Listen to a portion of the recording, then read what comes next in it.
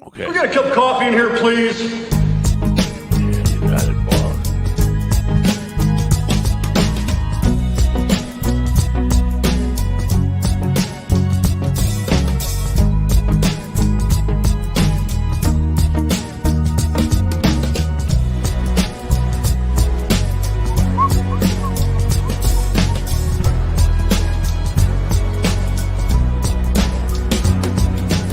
Damn good coffee and hot. Oh, it's damn good coffee and hot. It's damn good coffee and hot. Good morning, folks, people of Earth. Today is Tuesday, March 14th, 2023. I had to think about that for a second. What day is it? It's Tuesday. It's almost a little bit of the marijuana weeds going on. It's almost the Ides of March, and you have to beware that whole Ides of March thing. Rob Bartlett will be with me today.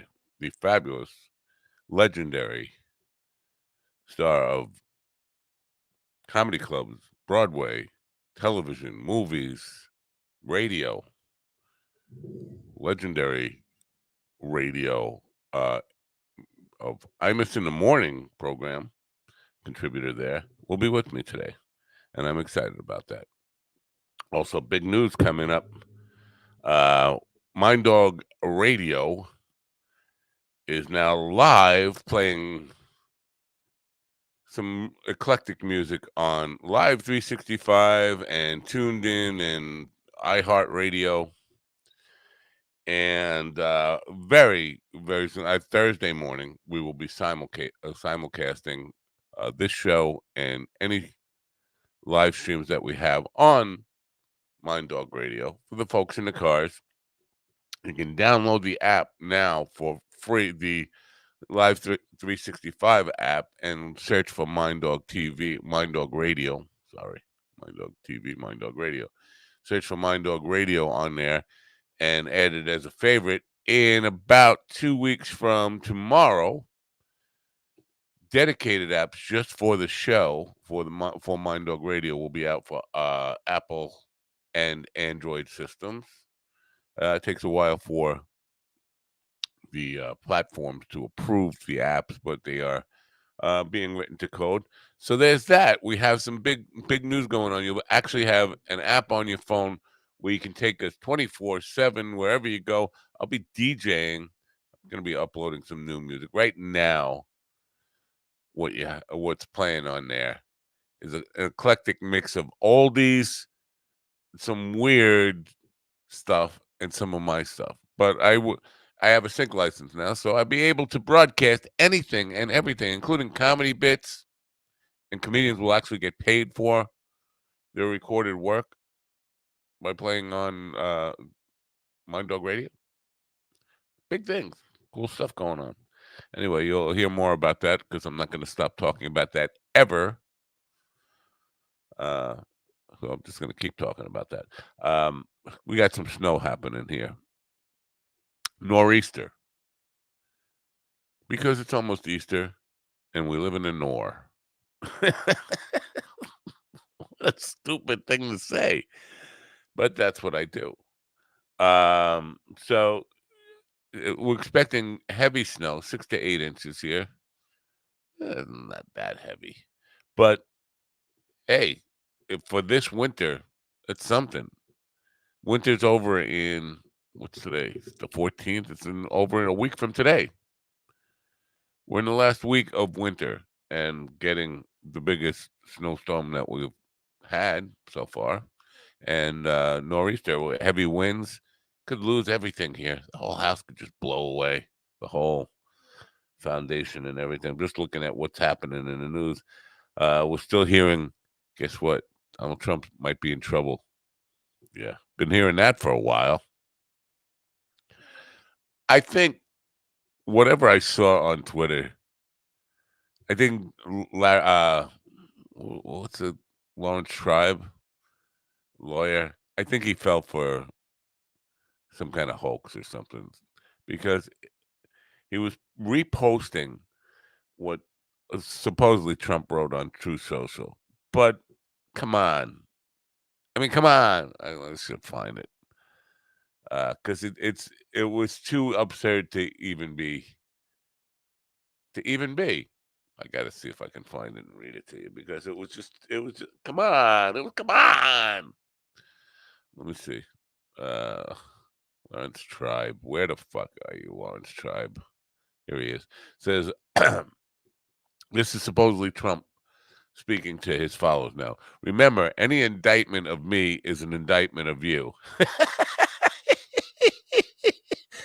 No, that's not the way it works. If they can indict, here's where it gets really crazy. If you can indict me for paying 130, if they can indict me for paying $130,000 hush money to a porn star, they can indict you for paying $130 hush money to a porn star. Well, if I had reason and $130,000 to begin with to pay to a porn star and paid her hush money, yeah, they could indict me for that. Now, of course they could. The question is, if they can indict me for it, they should be able to indict him or anybody for it. It's just crazy. So it goes on and says, what does he say? If they can indict me for stealing nuclear secrets, they can indict you for stealing nuclear secrets. Yes, of course they can.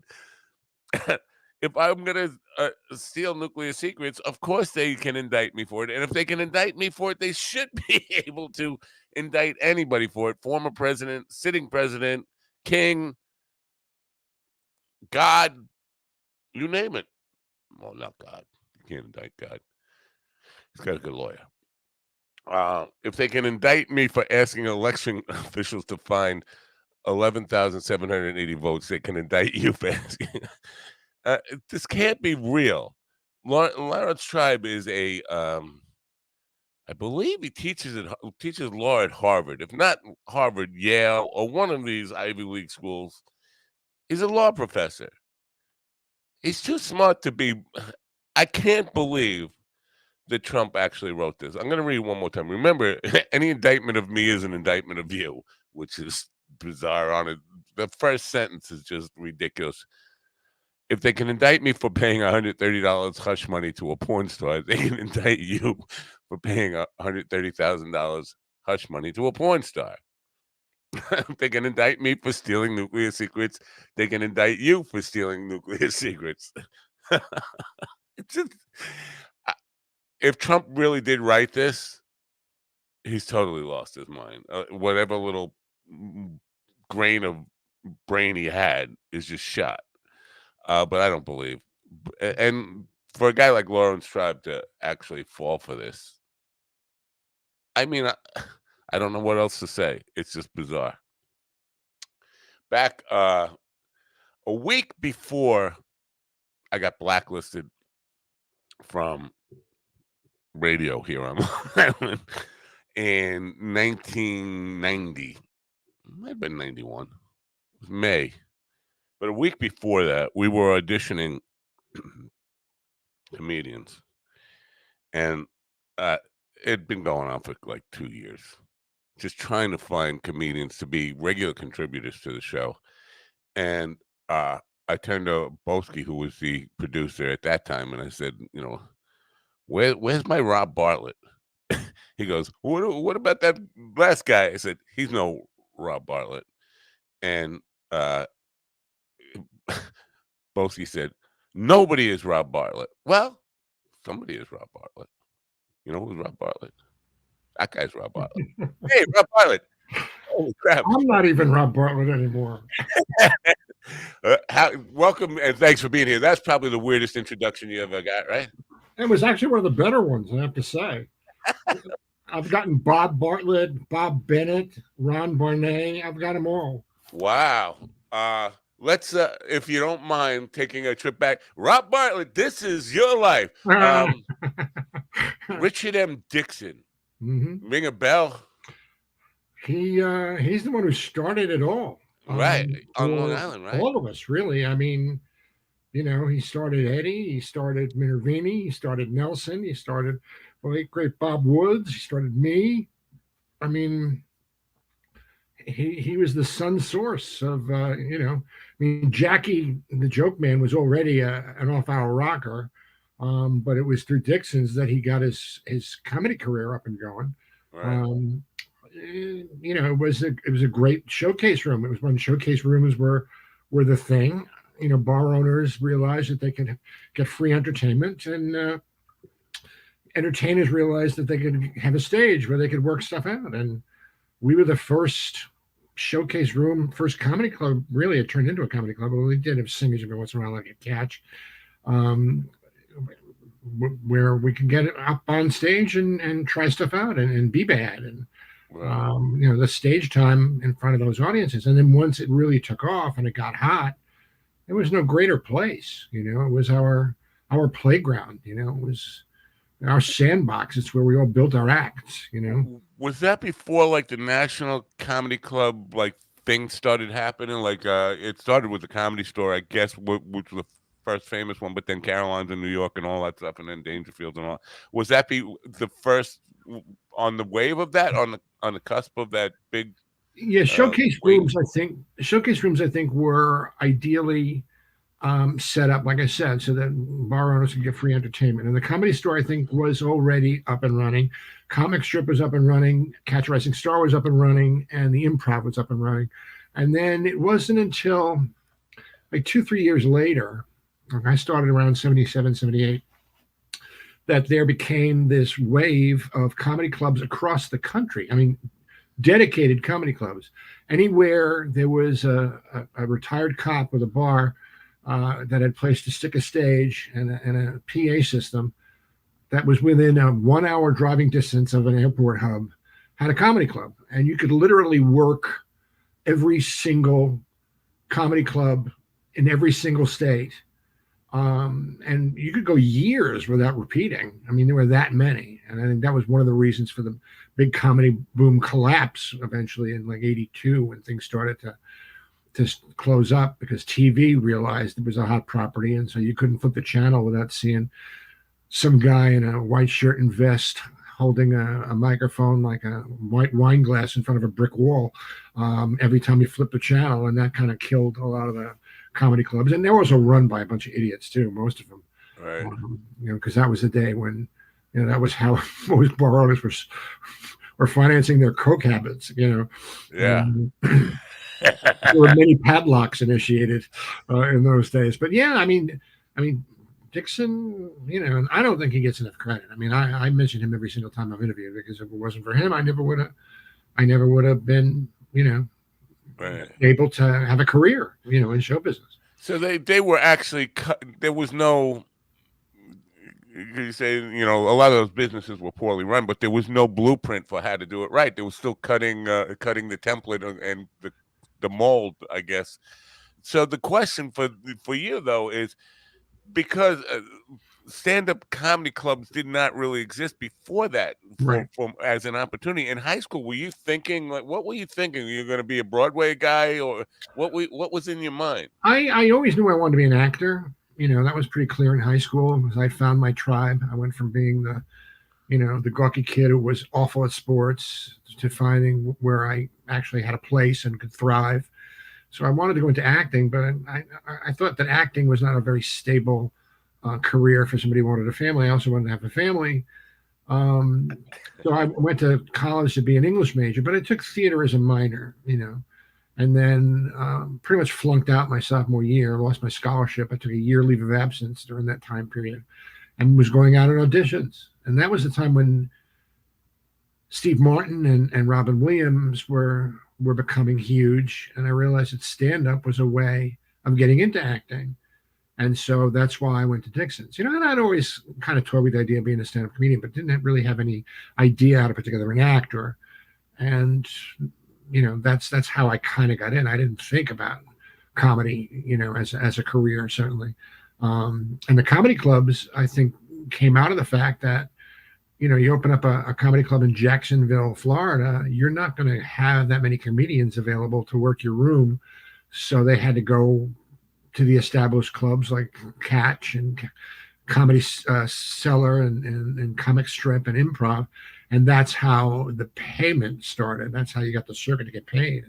That's how the actual comedy club business. And then, of course, we had the East Side Comedy Club here, and Chuckles, and the Brokerage, and the Rainy Night House in Belrose. I mean, all those places were really certified comedy clubs, slash entertainment clubs, because there was always one or two people with a guitar, singing When tragic. did the music stuff start happening? Because it seemed to me, when I first really learned about you was through the Imus in the Morning program, and there was a lot of great music. Some of it parody, but it was great music, and it seemed to me like you must have played in some bands and stuff in high school. No, Oh yeah, yeah. I had a Beatle tribute band before tribute bands were a thing.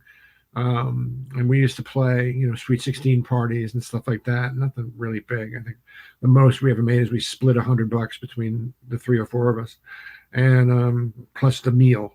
Of course, that had to be in the contract. You had to get, the catered chicken and what everybody else was eating. Um, a lot of comics worked with music.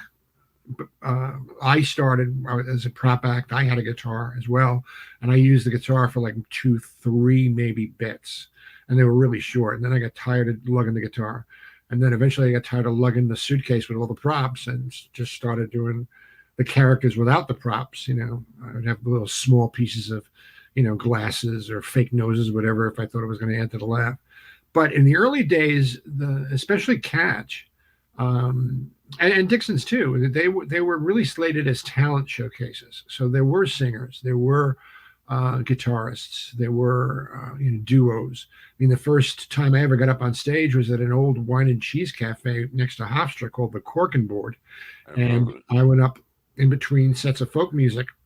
It was a couple, Lee and Lynn, and I think Lee was one of the Stray Cats brothers. I don't remember which one.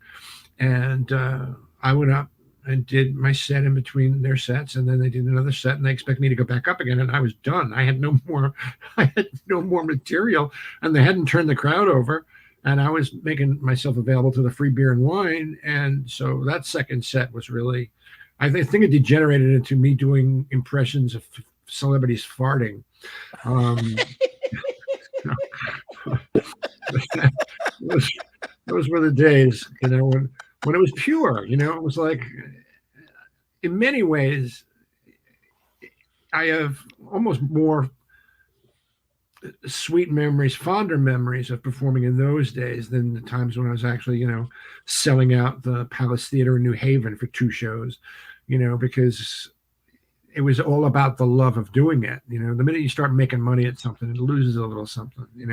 And the same thing, with acting. I mean, when I was in the high school plays, and the feeling I would get backstage listening to the overture if it was a musical, I still kind of get it when I'm in a show and I'm backstage, but it doesn't quite have the same effect. And part of it's because I'm older and I'm more, much more jaded. But I think when you start making money at something, it loses a little something. I think I've been listening to a lot of comedians and podcasts for the last several years. I just threw myself into understanding the mindset of comedians, and I hear this a lot from guys who've been doing it 30, 40, 50 years.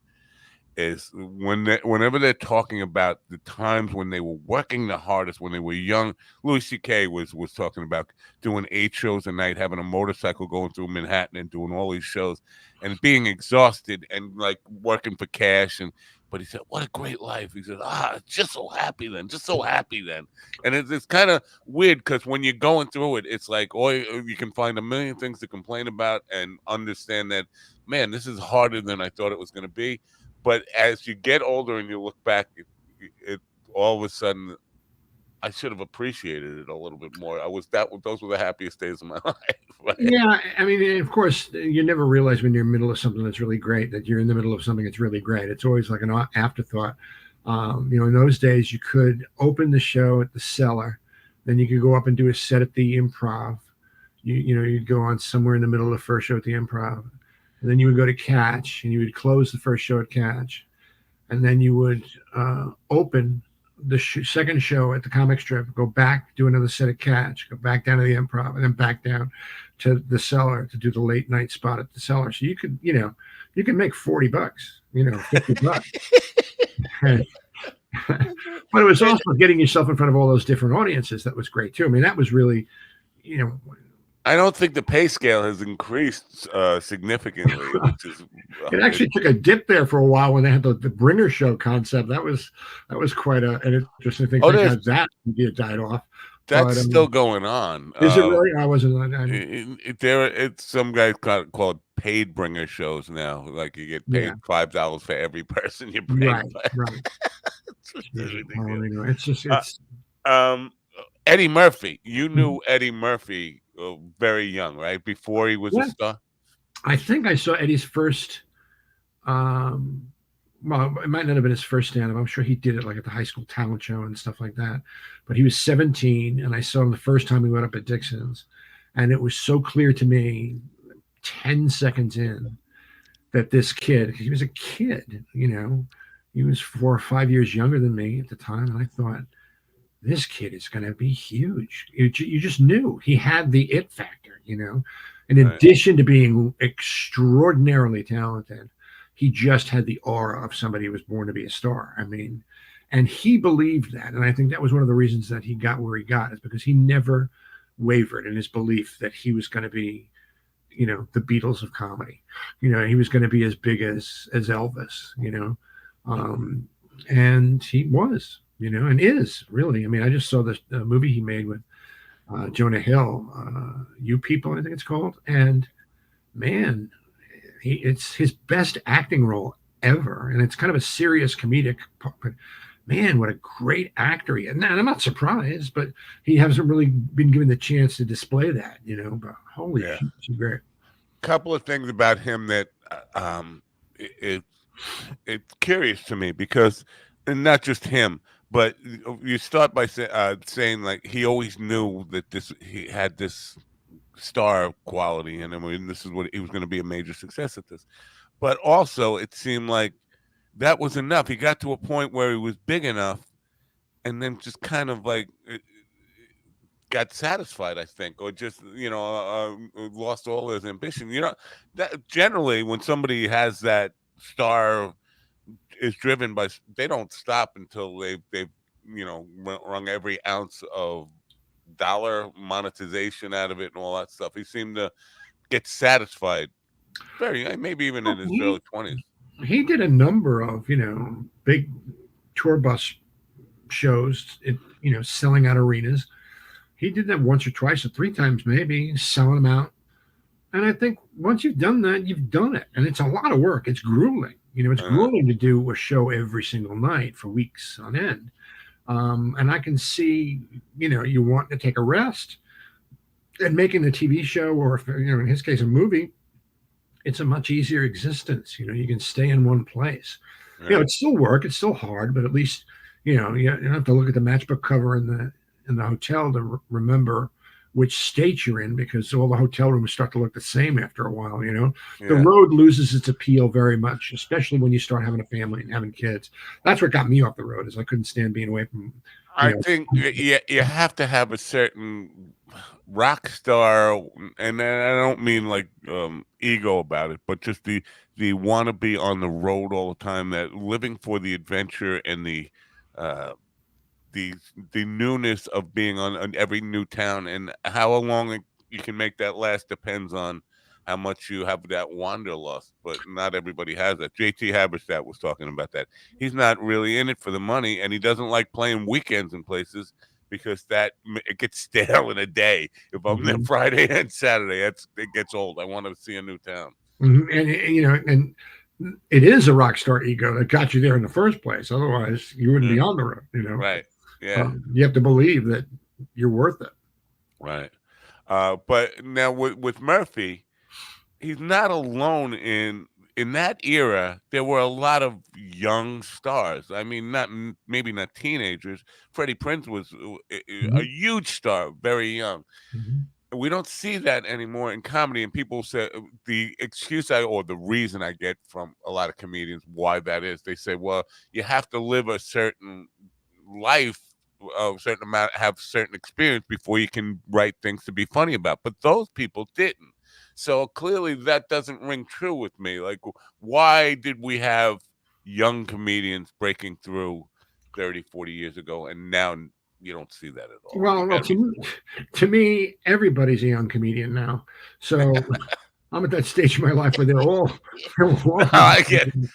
But and like with Freddie Prince and Eddie, I mean, Eddie did a lot of impressions. He did a lot of observations. I mean, age, I don't think really has anything to do with whether you can be successful with an act or not, because you still have a perspective on things. It's who you appeal to that makes the difference. And I would say there are a lot of maybe not teenagers, but there are a lot of early 20-year-olds who are, they pass auditions at the comic strip on a Monday, and by Friday they have the offer for their first half-hour special, because they're churning them out with all these streaming services. The need for content is so great, but to a certain extent, it is true. The more experience that you have, and whenever anybody comes, I teach acting and stand-up online on the side, and the first thing I always say is you need, if you can, you should get some kind of an education background, because the smarter you are, the better you can be at whatever you do. You don't have to necessarily use a degree to be in comedy, but it doesn't hurt for you to have some Uh, experience to learn about the world, because it makes it easier to comment on, and it yeah, makes you a yeah. better actor too. It's you got to go to the well creatively, and the more stuff you can put in the well to draw up, the better it is, for you. But yeah, life experience certainly adds to it, and there's a lot you learn about the business in that period of time. I mean, we learned a lot from the Catskill guys who, were very happy that there was an East Side Comedy Club and a Chuckles and all these rooms that they could work again.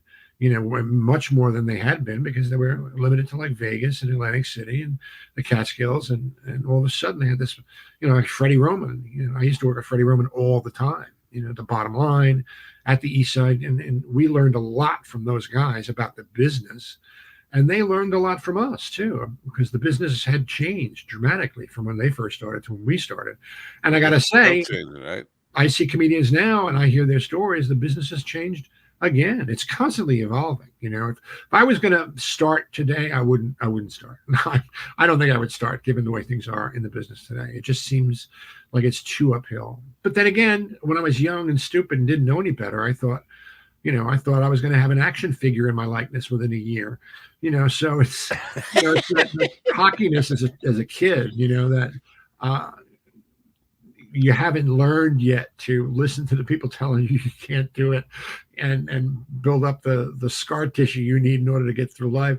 Yeah, you're still wide open to the possibilities. That's interesting, because it was with somebody like Eddie Murphy, and they're full of that cockiness, and it was real. It was based in some sense of reality, Mhm. and he broke through. But there are and you got to know this. There are millions of people. For every Eddie Murphy, there's people who don't have any talent, who have the same belief and cocksureness that they're going to be. Well, it's funny because I'm trying to remember. I think it's Eleanor Roosevelt had a quote about how the only key to success is persistence, because talent isn't enough. There are a lot of talented people that nobody knows about.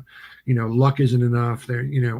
Persistence is the only thing. And a lot of people are under the false assumption that it came all very easily to Eddie. It happened very quickly for Eddie, but he worked his ass off to get to where he was. Like, I remember, we were on the plane going down to do the Fort Lauderdale comic strip, and it was, I think, his first road gig.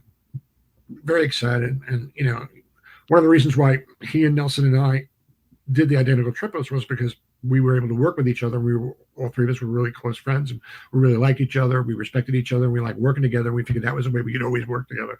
We would each do little bits of our own acts, and then we also do like sketches and improv in between. It was a blast. So we were on a plane going down to the strip, and I had been with Bobby the night before at Lincoln Center. Merv Griffin used to come into town and do a couple of weeks from New York every year, and his agent in APA got him on with Merv, and he got bumped. And of course, the agent came back to give Bobby the bad news, and he said, "Oh, by the way, if you know any black comics, they're looking for a black comic for Saturday Night Live because the guy they hired, Charlie Barnett, who was a brilliant street performer." Who used to get hundreds of people? He drew hundreds of people in Washington Square Park when he would do his stuff.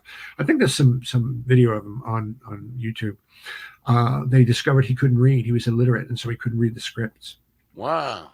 And so I told Eddie, and then the minute we landed, we haven't even gotten our bags yet. He was on the phone to the comic strip asking Bob Wax and Richie Tinger to get him an audition. And it took him a while, but they finally got him an audition, and they jerked him around. This was, I guess, it was April when we were doing the Fort Lauderdale comic strip, and they jerked him around all summer long. They kept bringing him in for meetings and auditions and meetings and auditions. And I remember him sitting in my kitchen. I was living at home at the time, sitting in my kitchen, and my mother was trying to give Eddie the pep talk about, don't worry, if it's meant to be, it's meant to be. Just be you and hold on and be patient.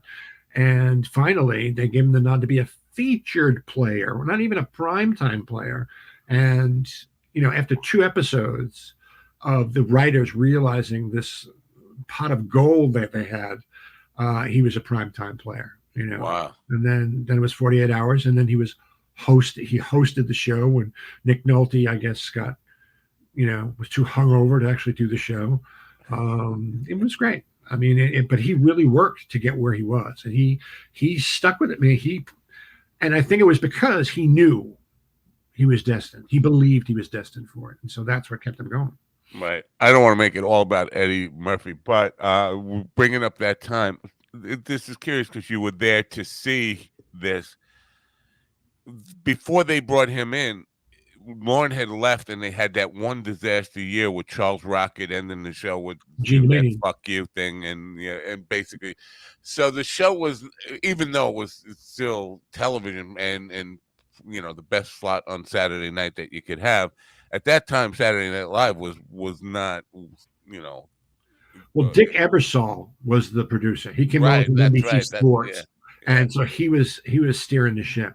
And if Eddie hadn't have been there, the ship would have sunk, because Dick Ebersol was one of the more humorless people on the planet. I've met him. He's a sports guy. Yeah. A number of times. I've worked with his wife, Susan St. James, a number of times, and she's a doll. But he's not exactly the first name you think of when you think comedy. Yeah. Or But that Gene, I forget it. Gene Domenico. Yeah. She was not really a comedy person either. She was an administrator and power Nazi, whatever. Yeah. So now during that time, Eddie goes on to do Saturday Night Live, and you're still working the club. How did I Miss in the Morning happen for you? Well, Imus didn't happen until much later after that. After Eddie went on to the bigger and better things, I stayed on the road. I started doing the Long Island places. When I got to a point where I couldn't be on the road because I missed my family too much, I started a one-man show thing at a club in Manhattan called 1407, Club 1407. It was a luncheon club for the garment district that was closed on weekends. So we had made a deal with the guy and four-walled it, and I was there, and I would have an opening act, but I would do an hour of stuff of my own, and I would just do character bits because my act was basically all characters. And I had a piano player, and it was a little bit of old school, kind of Vegas-y, Catskilly with the music and whatnot. And Woodshed, the one-man show there. And I was set to do a benefit at Jimmy's Comedy Alley, which is an old bowling alley in Bayside that they turned into a comedy club. Great room. And they were doing a benefit for Starlight Foundation, which is kind of like one of those Make-A-Wish charities.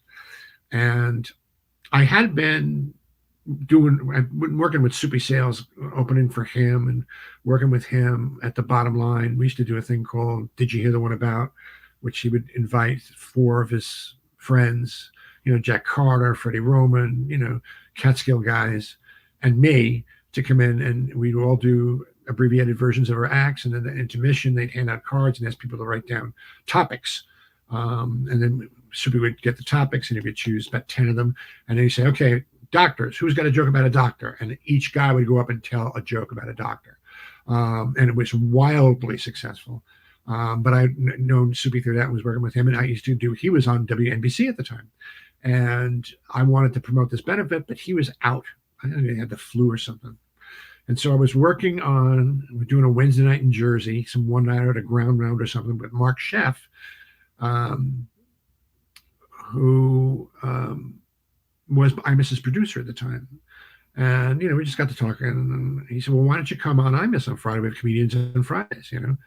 So I thought, wow, I remember listening to Imus when I was in high school. I had a clock radio that I would wake up to go to school. And I remember him playing Don't Let the Sun Go Down on Me. And coming out of the record, he says, well, you're not going to let your son go down on me. How about your daughter? And then he'd go right to the commercial. And then there were like 40 commercials. And then the rest of the show was best of tapes. It was like they yanked them immediately. So I went on Imus and I did my Carvel bit, which was my signature bit at the time. And he went nuts and said, anytime you want to come back, come back. And I took him at his word. I would get up early once or twice a week and just show up at 30 Rock. And he'd always have me up and I'd always sit in and I'd have a piece of prepared material. I would have a character bit or whatever. And then they said, then I just went to rehab and they started using me a lot more frequently to kind of make up the difference because Charles McCord, who was the newsman, took over the show and he had a lot of time to fill. He had me come in more often. And when I came back from rehab, he said, well, instead of being in the studio live, why don't you come after we're off the air and you can do some taped bits? And that's what I did. I did production pieces for them and then started getting paid per play. I'd get paid. And I'd get more if they played it on the Best of Imus on the weekends. And then he got, they were going to shut down NBC. NBC was going to go away. They were going out of business. And they sold the frequency, 660 AM, to WFAN, which was this up-and-coming all-sports station. And they brought Imus over to do their mornings, which was a genius move, whoever's idea that was. And when they did, he asked me to come with him, and that's when they gave me a contract. And I was with him for the next 31 years through FAN. And then, wow. Yeah, when we MSNBC and then Fox Business. And even when we were at whatever that farm network was that we were on for a short period of time right after he came back from being fired. RFD, rural. I went about it all the wrong way. Not that I had any of your talent, but I was trying to get in NBC. There was a guy, 86, an overnight guy, EJ Crummy, and I used to call him and be part of his show. I didn't contribute to his show, but that was not the way to get into WNBC radio. Well, being radio is a great way to promote for comedians. I mean, of course, you'd want to get on Carson, but when you couldn't get on Carson, all these guys who had radio shows had dedicated followings. And I noticed a huge difference when I started promoting on the radio. I mean, before Imus, I used to do, Alan Combs used to have an overnight. I don't remember what station he was on, but he'd invite, because he was also a stand-up. I knew him. WOR, right? Yeah, I think it was OR. And we would do Alan's show. And you'd notice, even though it was an overnight show, you'd get huge response. Yeah. For some reason, and I still have this nostalgia for overnight radio. I love listening to, that clock radio by the side of the bed late at night. But there's something, I don't know, it still brings me back to the roots of broadcasting. I love that kind of stuff. There's this guy in a faraway room, and you can picture him, and you can try to imagine what it's like there, but you're never really on. But the radio stuff is fascinating. Now, it wasn't syndicated when you started with Imus, right? No, but eventually we did become syndicated, and that kind of went hand in hand with when we start being broadcast at MSNBC, which started out, somebody at C-SPAN thought it would be a good idea to stick a 7-Eleven security camera in the studio and just record Imus doing the show. It's like a fly on the wall. And when I tell you how many people ended up watching that and how many times I'd get recognized just from the C-SPAN footage. Right. And then MSNBC was smart enough to bring him over there. And then that's when the syndication started. And then we were on radio and TV. I think we were in 100 markets before it was all said and done. Were you there? That sounds like the time that Imus and Stern were doing some pretty serious feuding back and forth, calling Yeah, each other shows and all that stuff. yeah. Were you part of? Because were you part of that, or like our team against their team, or You know, no? it's funny. It's a weird thing. Is I had actually done Howard's show before he did Imus. Jackie had me in once, and I think I did the match game as Ringo Starr, and and then when the feud started, I would phone in from home because I wasn't there live until we went to MSNBC, and we were on MSNBC. They had me come in live at that point to do the characters live instead of taped, and I used to phone in from home as Howard, and just break Imus's chops, you know. Um, but yeah, it was kind of weird. Yeah, Imus obviously when Howard first met him, Imus was not kind, and I think because he was heavily drinking at the time, and I think Howard was wounded by that because I guess Imus had been his hero. It was what he emulated, I guess, Imus, and that was one of the reasons why he wanted to do radio. And when Imus treated him so badly, Howard was like, okay, that's it. And then the feud happened, and then when Imus died, I heard there was no love lost. He was still Howard still went on about what a douchebag Imus was.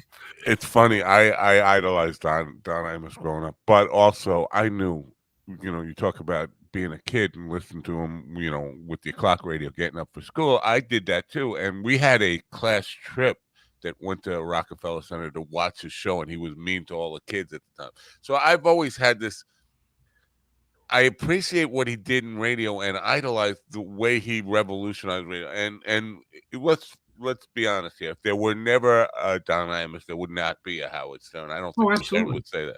There But wouldn't be half the morning shows in the country. I mean, not that radio. I mean, radio is starting to dissolve before our very eyes because of the onset of satellite and Spotify and all that kind of stuff.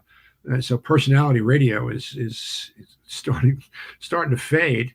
Um, and Imus was the one who really was the first shock jock. He invented the genre. right, He stole from and admitted he stole from Wolfman Jack and Robert W. Morgan and some of the other big guys in radio, Boss Radio, L.A. He grew up listening and idolizing those guys and would incorporate things from both and whoever came before him and then created his own version of it. But you know, he got fired for holding an Eldridge Cleaver lookalike contest in Cleveland, and he got fired at NBC once, and he went back to Cleveland, and then he brought back to New York, and the reason why he was so successful was he didn't care. He honestly didn't care. me He just, neither. But for me, I grew up with a bad example because I had him, and then later I had Stern, and to me, that getting fired, being a bad boy, was the the key to success in radio. The more it trouble you certainly got was. in, it didn't Certainly work was. out that way for me. I got bad, but Well, uh, eventually it didn't do well for Imus either. You yeah, know, yes, when he got fired, for the Rutgers women's basketball team incident, yeah, um, you know, because it's, that was also part of what's the changes that have affected the business too. The whole idea of cancel culture and that kind of stuff that's kind of been created over the years. That was kind of the onset of it, and it was a correction because some of the stuff that was done was really, really not great. yeah, Even George Carlin, who was like an advocate of, it's our job as comedians to shock, to challenge, to move the line, step over it, jump over it. yeah, And I think he'd be horrified at what the business is now in terms of, you know, uh, people being triggered and all that kind of stuff. yeah. But Imus, was I don't know say a victim, but he was the first one. He was like the sacrificial lamb on that, and he admitted what he did was wrong. And he was, you know, he had and he they were trying to get him fired, and he'd already excused himself. And he went to Rutgers and apologized to the team in 4.5 hour meeting. So he realized what he did was wrong, and he Right. was very Yeah. remorseful.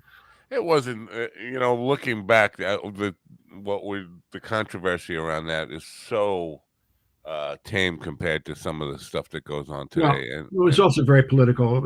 A lot of factions used it to move their needles as right, well. They tried to exploit that idea. And I think, and this is one of the things that I kind of maintain is an unfortunate fact in human society, is that when you publicly apologize, that's when you get the most trouble. I mean, Rush Limbaugh said 1,000 things that were worse than what Imus did and never got called on the carpet for them. right. So Imus's apology made him more vulnerable. As horrible as that sounds, He got somebody soft in his old age. That's what had happened. He got soft, and he let them be. And, maybe I understand why people were upset, but so when you were calling in, was that always really calling in from home, or were you sometimes in the? Because some of the funniest bits I remember were you being on the phone, being in character, and 2 minutes into it or a minute into it, he'd say, "Rob, Yeah, Rob," and you'd keep going with the bit for a while until finally give up. Oh, that was during the period when I was coming in to do the production stuff afterwards. I'd go to FAN, I'd get there, at 11, give everybody a chance to decompress after the show. And I'd bring in a script and you'd look at the script and we would eventually go back into the recording studio and start recording it and editing it and adding music and sound effects and whatever it needed. And so, of course I'd be listening to the show before I went in, and there were times when I heard something that I inspired something, and I would phone in as a character to comment on something they had done. So it was kind of, I was able to do the best of both worlds during those wow. periods. And it was a lot of fun to do that. Broadway. Now, you're a Broadway actor and playwright. Um, is that like coming full circle for you because you started as a drama guy in school and wanting to be an actor? Was that like coming home full circle or not? I don't know if I call it full circle. I mean, a circle indicates that it's closed. I like to think that maybe it's part of the arc, and that there's still a little bit more left on the end of it. Okay. Um, no, I but hear that. you're right. I mean, you're absolutely right. It was the goal that I'd set for myself, and that the way that happened was, again, just being in the right place at the wrong time. Because my initial introduction to Broadway was not that great. I uh, I was the last headliner at the Sands Hotel before they blew it up, Wow. and That's cool. I was on the stage that the Rat Pack had been on, and the stage manager actually had snapshots he had taken of them all at the time. So it was this historic gig, and business was not great because, I mean, across the street, you have two guys who are pulling white tigers out of their ass, and nobody wants to go see a fat guy tell dick jokes for an hour. So the competition was a little fierce, but it so happened that this Broadway producer, a guy who had produced Damn Yankees on Broadway, a couple of other things off Broadway, and he owned a couple of off Broadway houses. He was at the Sands. I guess he knew me from Imus, won $10,000 at the roulette table and was in a good mood. And so after the show, he said he wanted to meet with us. So the next afternoon, I used up whatever my meal stipend was to get canapes for my suite, which was had not been touched since JFK had stayed in it. It was the same shag carpeting that was there when JFK had stayed there. And he said, I have a bunch of off-Broadway houses. How'd you like to, come in and do them? We'll just have you do a residency there. We'll put a spotlight on the fat guy. So I said, sure. So we met in New York City a couple times, and somehow we got the idea that maybe I should try to do something to tie this stuff together. Because again, my act was all character pieces. So it kind of lent itself to being on a stage. And so I wrote this play around it, which was about a stand-up comedian who was trying to bring his act to Broadway, and the producers realizing um, that they could make more money if I died by collecting on the insurance than if I actually did the show.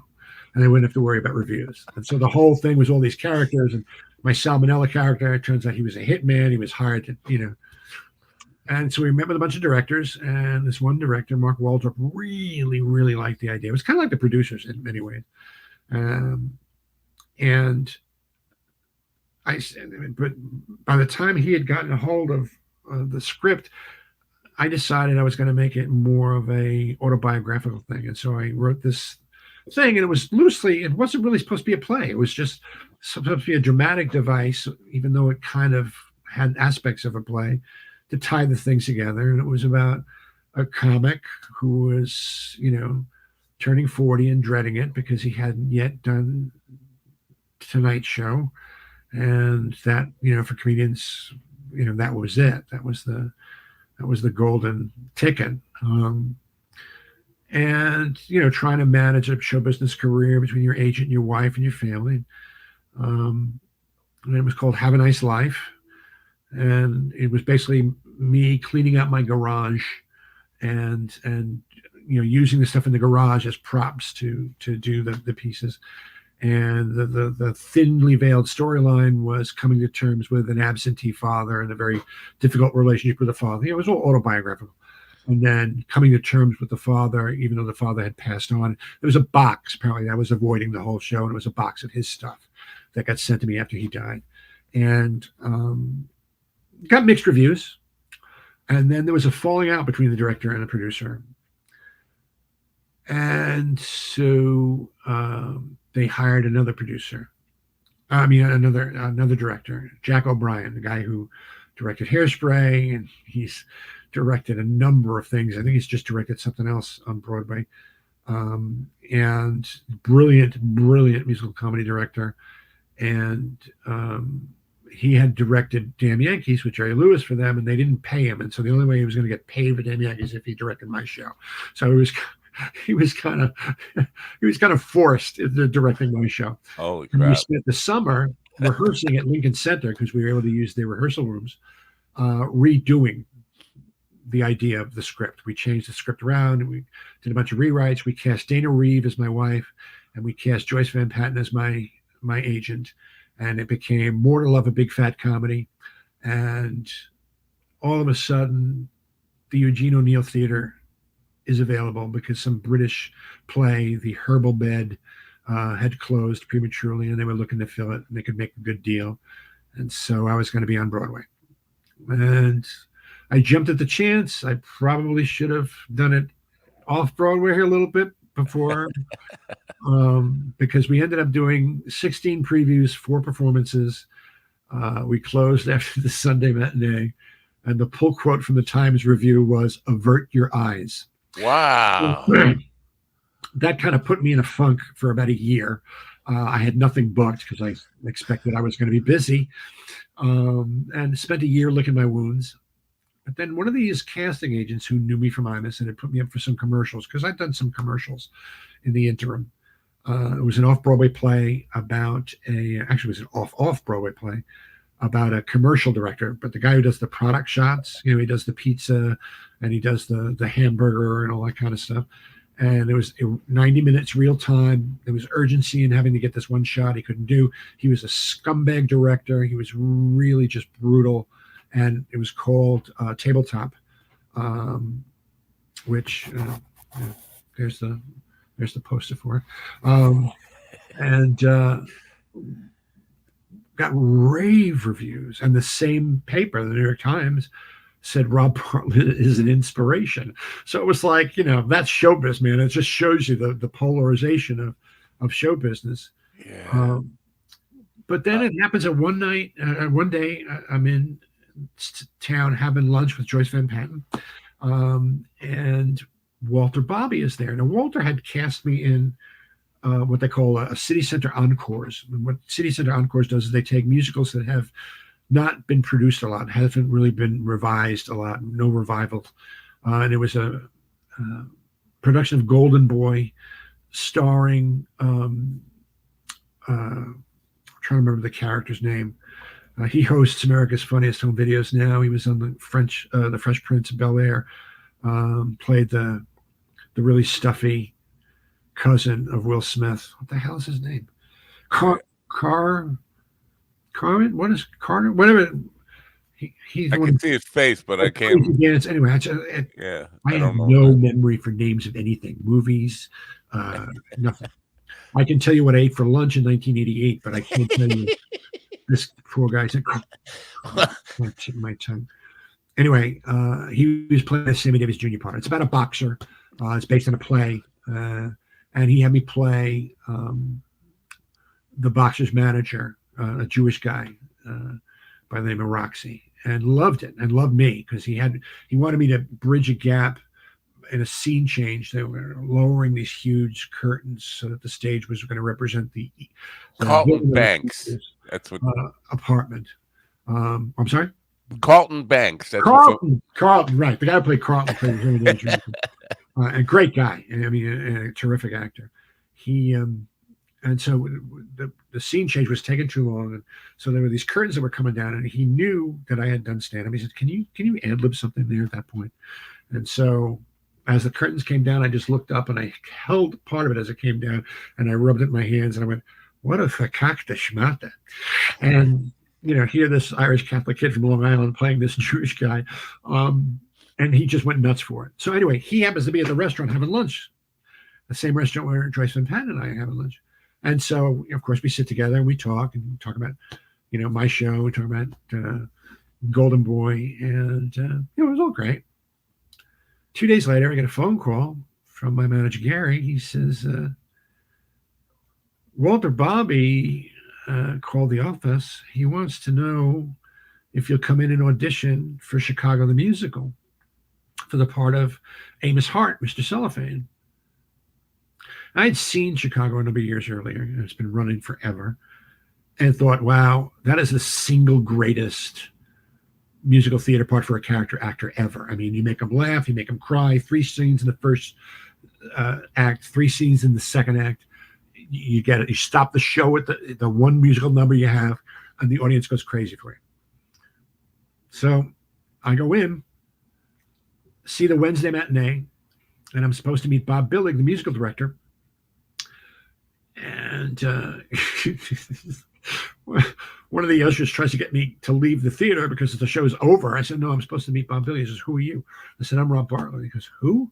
Rob Bartlett, up from Ibis. He goes, I listen to Stern. I hear a voice from the stage. It's Bob Billig. He says, Rob, come on up. So I go up on the stage at the Schubert Theater, and he plays Mr. Cellophane, and I sing it. He thanks me, and I get down off the stage and get back in my car and drive it home. And before I even hit the LAE, I get a call from Gary. He said, you got the part. And what had happened was Brad Garrett was supposed to play the part, but that week he had been offered the part to play Jackie Gleason in the Jackie Gleason TV biopic. And they needed to bring an Amos in 2 weeks. And he also knew that I'd done encores. And encores, you get cast on a Monday, and the following weekend you're doing your performances. And it's a full-blown musical. So it's being shot out of a cannon. He knew that I was up to that task. And so I ended up doing Chicago for the better part of a year. And then out of that, I got Little Shop of Horrors. I originated Mr. Mushnick in Little Shop of Horrors on Broadway. And then went back into Chicago for a little while. And then got Odd Couple with Nathan Lane and Matthew Broderick, where I also shared the stage with Brad Garrett and got to thank him for taking the Jackie Gleason TV show. And then out of that, went back into Chicago. And then the last thing I did was How to Succeed in Business with Daniel Radcliffe, and then later Nick Jonas. But once you're in a show, then they want you, they always want you. You got to be in a show to be in a show. Yeah, Catch 22. Everybody loves Robert. Yeah, everybody. Yeah, I just can't see you as you and Brad Garrett playing the same characters in anything. Like, I don't see either one of you with like a substitute for the other. That's a show that, for some reason, is so universal. In fact, it's so popular with foreign tourists because they can get the gist of what it's about, even if they don't understand the language. Yeah. And the characters are such that you can plug in almost anybody into each individual part and it still works. Like Pamela Anderson has been in it. Melanie Griffith. I did it with Melanie Griffith for 2 weeks. Right. Um, Wow. Sofia Vergara from Modern Family. She was in it. She played Mama Morton. I the last time I was in Chicago, they had me. They took me out of the show for a month and put me on standby, which meant I still got paid. I just had to phone in every night to see if they needed me, because the guy who played Big Pussy was going to play my part, and the woman who played Janice from Sopranos was playing Mama Morton, because that's what they do. They get like a lot of stunt casting to bring people in. Wow. I think playing Mama Morton now is someone who won RuPaul's Drag Race. So, and it works. So I think, Brad would have been just as good. And I think the idea was, and, I was much, much heavier then. The irony is that he plays a guy who nobody sees, even though he's heavy, and Brad is so tall. Right. And so what's funny is how does a big guy not get seen, Yeah. But it works, it really works. And he was terrific in Odd Couple too. I mean, he's a guy who just was born to be a comic actor. His timing is right there. And, all those years on Raymond really, Now, is that what led to television and the SUV stuff, or? Yeah, actually, the reason I got Law and Order, Special Victims Unit, I guess before they decided, Traffic Violations Bureau was not going to be going past the I pilot. think I said SUV, SVU. I do that all the time. But it's hard to keep track. There's like 80 different Law and Orders. Like, I'm not kidding. At one point, I know. they were really going to do Traffic Violations Bureau. It's going to be all about the meters. This is their story. The guy who was the set designer for Tabletop is the guy who does the production stuff. He does the sets and stuff for the Law and Orders. And so he had seen the show and thought I would be good and got me an audition. And so I did 5 episodes as, again, a Jewish lawyer. And then I got 3 episodes as, again, a Jewish lawyer in The Good Wife.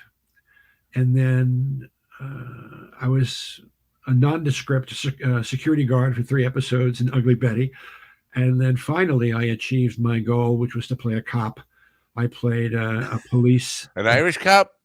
It was an Irish cop. I got to play an Irish cop who took over for Aidan Quinn. Aidan Quinn got shot in the second to last season of Elementary, and he was in the hospital, and I filled in for him. I was an old cop friend of his and took over the squad. I was Bill Dwyer. So I was, I did a 5-episode arc of that, and it was just great. I had a whole storyline that went through the whole thing, and it didn't end up well for me at the end, but that was great. And that's again, you fall into this stuff, Yeah. But I think Steve Martin said it in an interview he did for Rolling Stone. He says, the one thing you got to remember is when the bus shows up, you better have your bags packed. And that's Wow. I give to anybody. If you really want to do what you want to do, you got to work for it, and you got to make sure your bags are packed. You got to be ready. You got to be ready. Yeah. We are over time, but I got you here. I got to ask you a couple of things. Now, did you ever get starstruck or like celebrity, like all the time? Really? Still to this day. Because I can't believe SVU stuff. I was Henry Winkler's lawyer. That's what I wanted to get to, because you were the age where, being a teenager in the 70s, where Fonzie was the shit. And of course, you don't know who's playing the parts when you get cast, right? And it wasn't until I got to set that they told me who was playing my client. And I couldn't call enough people from my dressing room to tell them I was going to be the Fonz's lawyer. And we shot, I think, about 3 or 4 days together. Some in Manhattan, and then they also have a studio, at least at the time, I don't know if they still do, out in Secaucus, in like a warehouse. They turned it into like an enormous studio.